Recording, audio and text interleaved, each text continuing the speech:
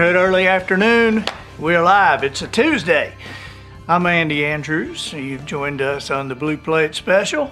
Hey, to our folks in the studio audience. We are excited to be here today. It's a cool day here in Orange Beach. I mean, it's always kind of cool, but it's cool. It's temperature cool here today, which is unusual for us. Tina Kilpatrick, how are you doing? Hope you had a great Thanksgiving. We did, and you shared to your Facebook page. I appreciate that very much. Martin Simmons, hey, from Milton, Florida. I always thought Milton was like the name of like a nerdy guy, but your town is named after a nerdy guy, Milton.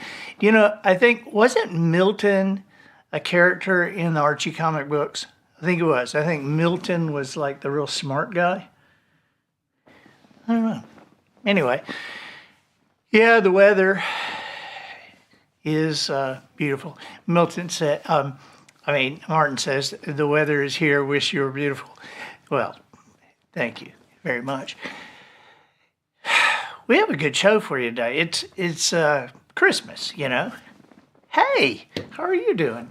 It's getting to be Christmassy, Christmas time, and I started hearing all the Christmas music this past weekend.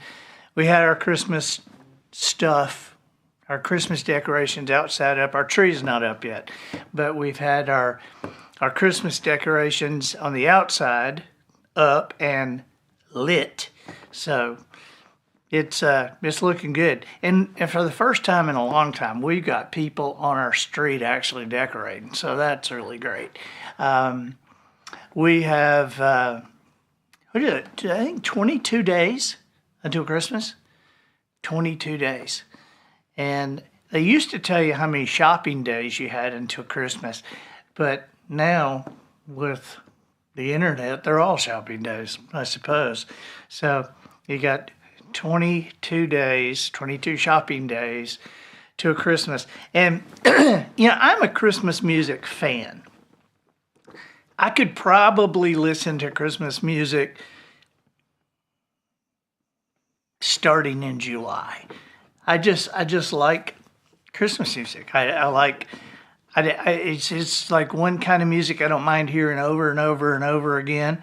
I still laugh every time I hear Dean Martin sing something because he's always drunk, you know.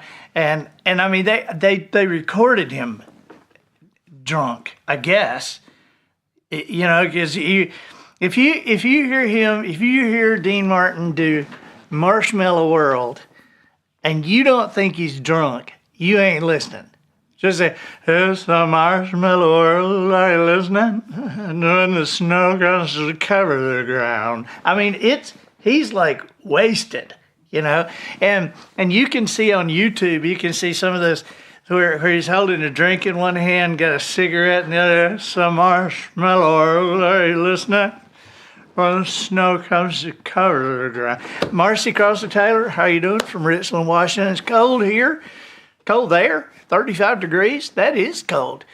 I was talking to Michael Perry on text yesterday. You guys know Michael Perry, the author, and he's been a guest of ours several times, and he's a friend to you. He is up in Wisconsin, and he was hunting last week in 7-degree weather. I can honestly say I have never hunted in 7-degree weather. I can honestly say I will never hunt in 7-degree weather. And not just because it don't get 7 degrees here either. I mean, if it's 7 degrees, I'm not going outside. But anyway, I'm glad it's not that cold here. So, Christmas songs.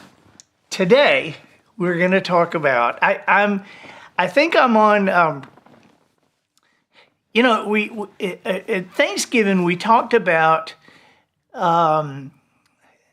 foods and different kind of foods. And some of them really fired me up. Some of them got, they kind of got me up on a pedestal, and I hate English pea casserole, and I could spend an hour telling you how much I hate it.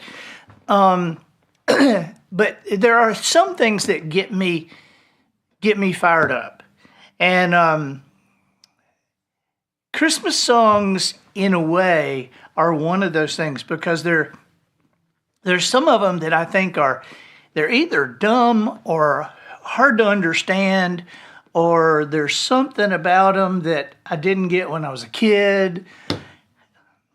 But there's a lot of stuff. There's a lot of stuff that I'm understanding as an adult that I didn't get as a kid. I was in my 30s and heard somebody say, "Wow, that is a very nice chest of drawers." And I was in my 30s, and I remember thinking, a chest of drawers? A chest of drawers. Well, of course, it's a chest of drawers. And I mean, for 30-something years, I'd been calling it Chester drawers. That's what I thought it was. But I hear things and see things in some of these Christmas songs. But here's what we're going to do. We're going to talk about some Christmas songs that don't make sense, or that haven't made sense. And the first one I'm going to go after is "Hark the Herald Angels Sing." The lyric to this song is so grammatically bad that it could have so many different meanings. I mean, there's no punctuation. It's just "Hark the Herald Angels Sing." It could mean "hark, sang all the herald angels." It could mean "you should hark because the herald angels are singing." It could mean "hark the herald, sang the angels." Or it could mean "you should hark because the angels are singing a herald." I mean, you could probably think of more.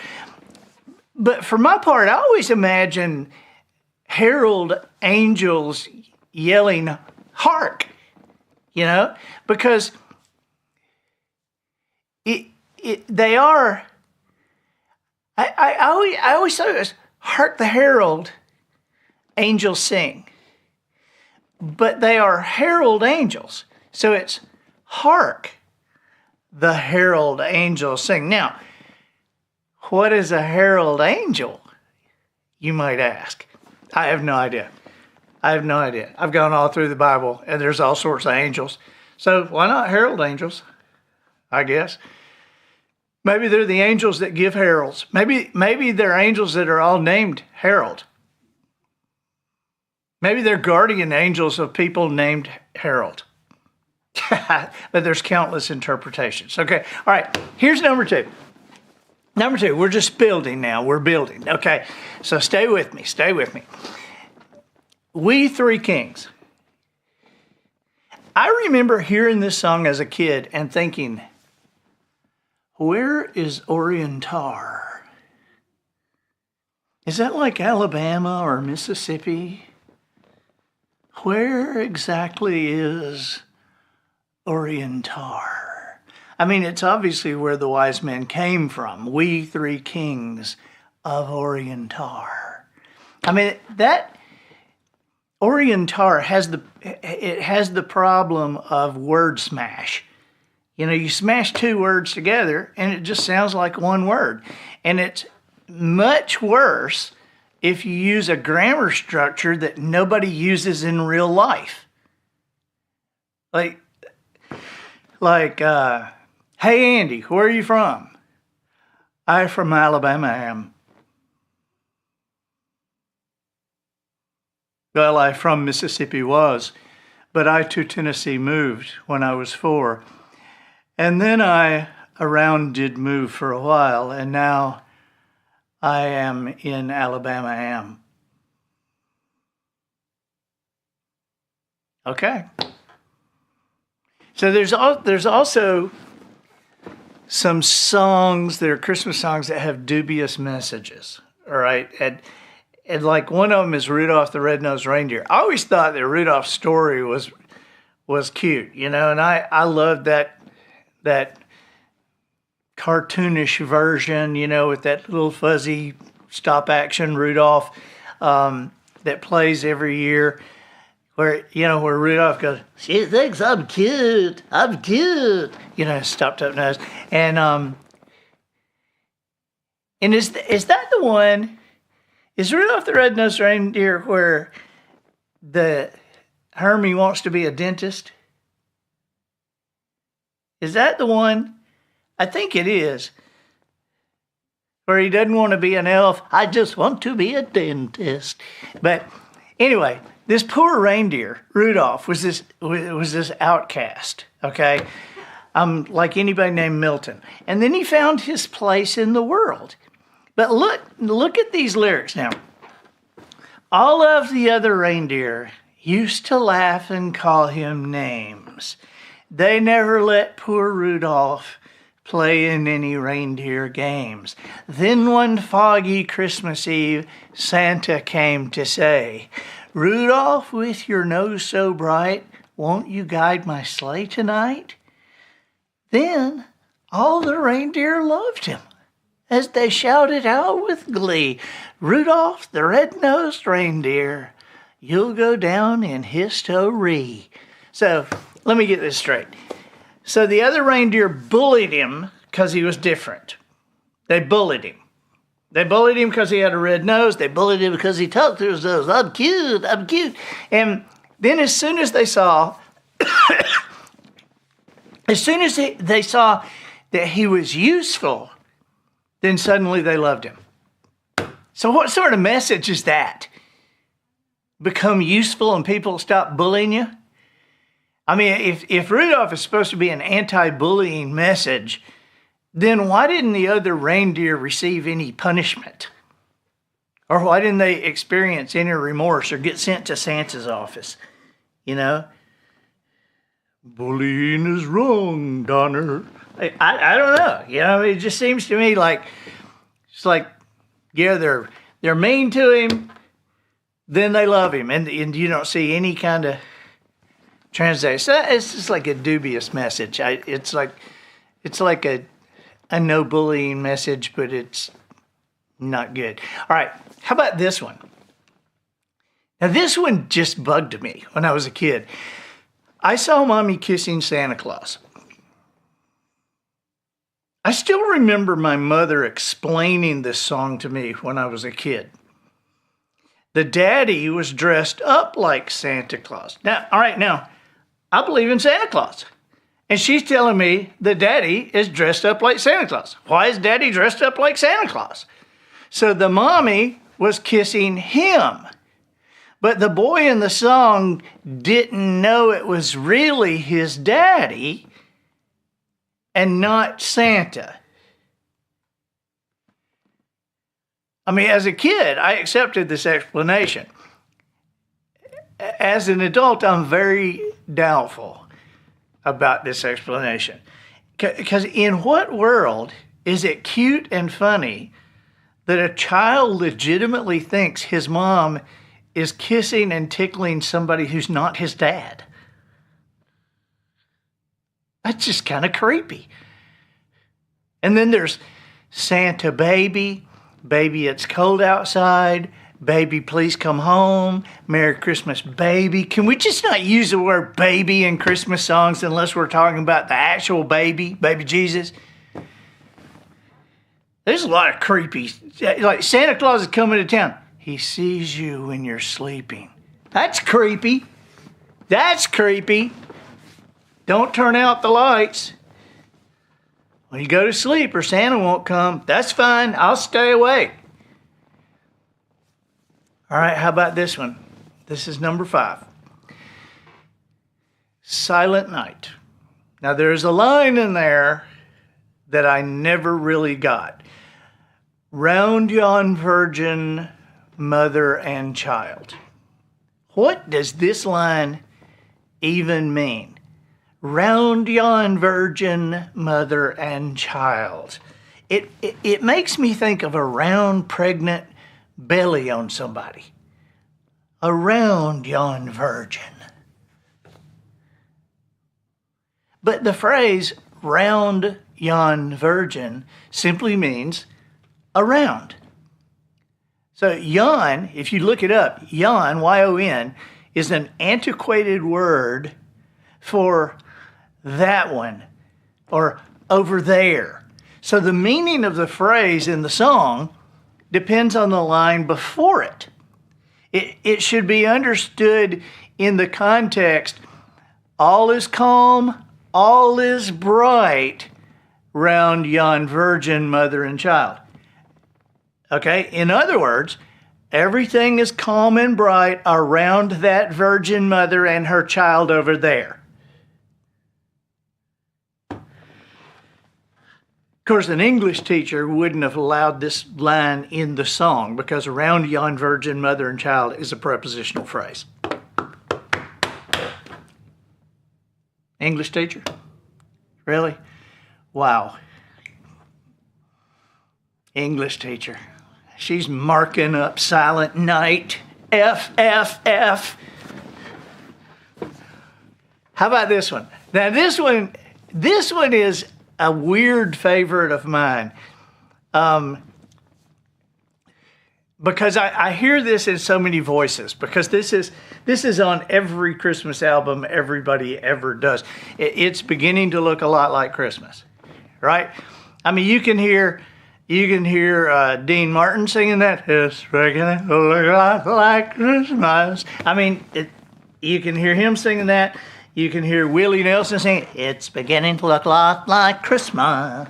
You can hear Jimmy Stewart singing, it's beginning to look a lot like Christmas. I mean, you could just, it's on every Christmas album you ever hear.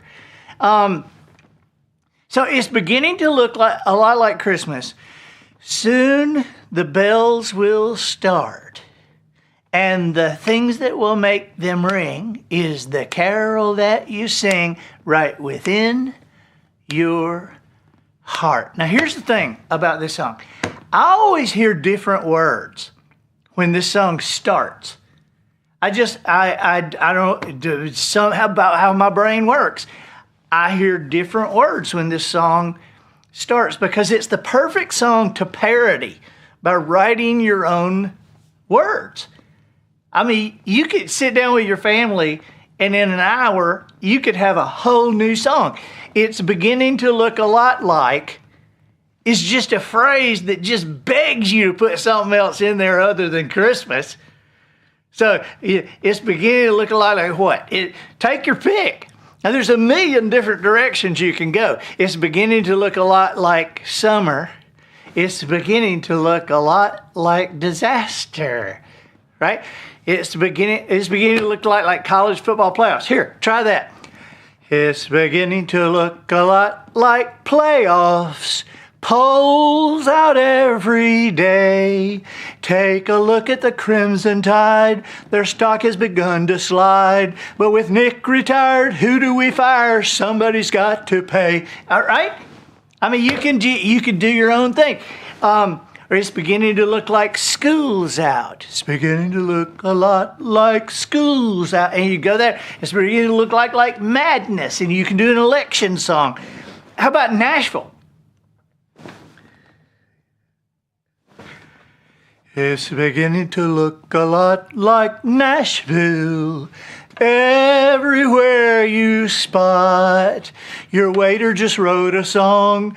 Willie still smokes a bong. He's 95 and still alive because of all the pot. Right? I mean, we could do anything. It's beginning to look a lot like. Whew. All right, here's another one. Frosty the Snowman. Now, there is just obviously a lot of weirdness in this song. Why is there a magic hat that makes this snowman come alive? Should we be worried that the children are all following him? Why will he be back again someday? Will the kids be with him when he comes back? Now, here is the verse that takes the cake. This is the one that when I was a kid, this one really bugged me. He led them down the streets of town, right to the traffic cop. And he only paused a moment when he heard him holler, stop. Am I hearing this right? Did Frosty the Snowman cross a street even though the policeman told him to stop? Listen to this now. He led them down the streets of town, right to the traffic cop. And he only paused a moment when he heard him holler, "Stop." No, I'm not stopping. He's got the kids. Frosty's a bad influence. He's a bad influence. How about "Here Comes Santa Claus"? You know, most Christmas songs can neatly be divided into Christian Christmas songs about baby Jesus and Mary and Bethlehem, and then secular Christmas songs about Santa Claus and Frosty and Rudolph and snow. But "Here Comes Santa Claus" weirdly mixes the two genres. Have you noticed this? It has lines like, "Santa Claus knows we're all God's children. That makes everything right. And peace on earth will come to all if we just follow the light. So let's give thanks to the Lord above that Santa Claus comes tonight." Okay, now I had Christian parents, but they told me Santa Claus was real. And we told our boys Santa Claus was real. And I remember after Christmas one year, and Austin was like 7 or 8. And if your kids are watching this, stop them right now. But I remember Austin coming in, and he said, "Can I talk to you about Santa Claus?" And I said, "Sure." I said, "What are you thinking?" He said, "I don't think he's real." And I was hugging him. My heart was just breaking. And I said, "Well, buddy, he's kind of in our hearts, you know. Santa Claus is kind of in our hearts, you know. And so you and Mom are doing the presents." Yeah, Mom and I are doing the presents. "Jesus!" And I was like, oh crap. I wasn't expecting that. I mean, you know, you didn't tell me the truth about Santa Claus. Tell me the truth about Jesus.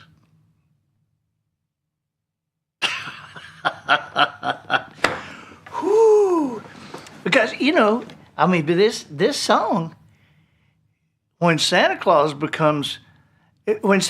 is just a story, that's okay. But when you start mixing that genre, let me read that line, those lines to you again. So it's like, Santa Claus knows we're all God's children. That makes everything right. And peace on earth will come to all if we just follow the light. So Santa Claus is telling us we're God's children. So now let's give thanks to the Lord above. Let's thank the Lord. We're going to thank God that Santa Claus is coming tonight. I'm just saying, you get that genre mixing, it gets a little bizarre.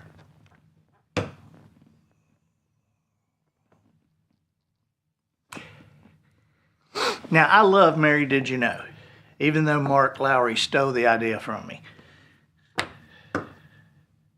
Mark Lowry and Buddy Green wrote that song. Mark Lowry wrote the lyrics, Buddy wrote the music, and Mark Lowry stole that idea from me because I was writing a song called "Joseph, Were You Aware?"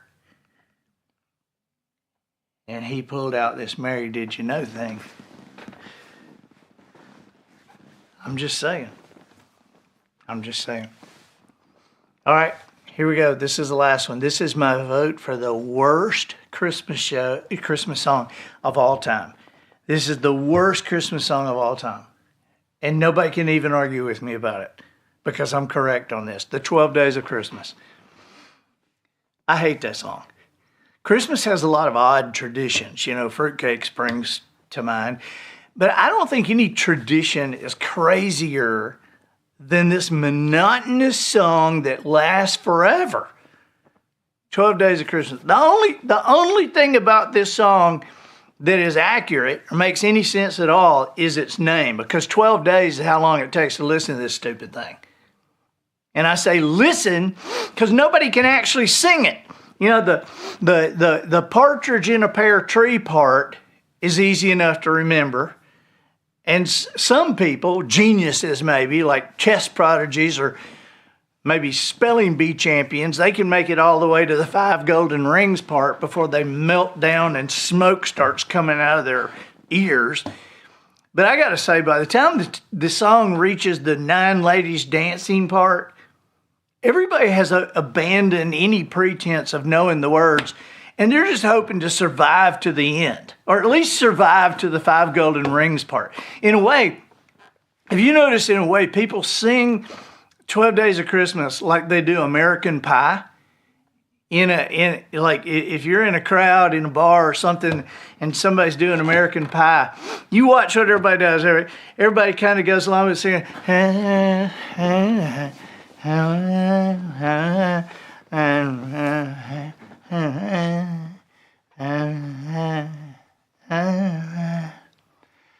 And bye, Miss American Pie. Drove my Chevy to the levee, but the levee was dry. Them good old boys are drinking whiskey and rye, singing, this'll be the day that I die. This'll be the day that I die.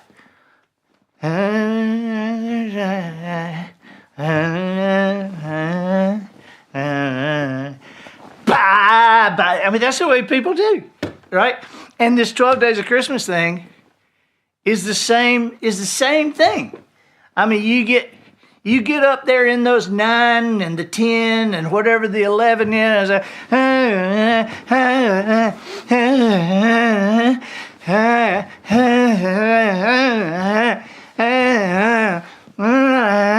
5 golden rings. 4 calling birds, 3 Frenches, 2 turtle doves, and a partridge in a pear tree. We all remember that part. But then again, on the 50th day of Christmas, my true love gave to me, and it says, 5 golden rings, and we got that part of it. But it's just like you're just getting to that, and that. So 5 golden rings is I equate it to bye Miss American Pie. Well, this should get you started.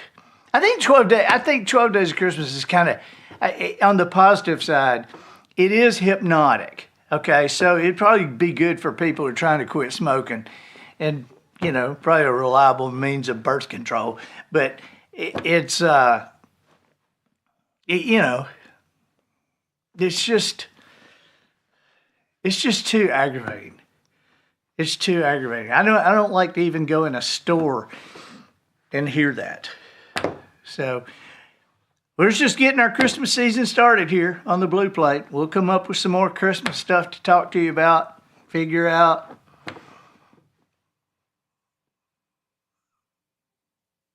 Merry Christmas. See you Thursday.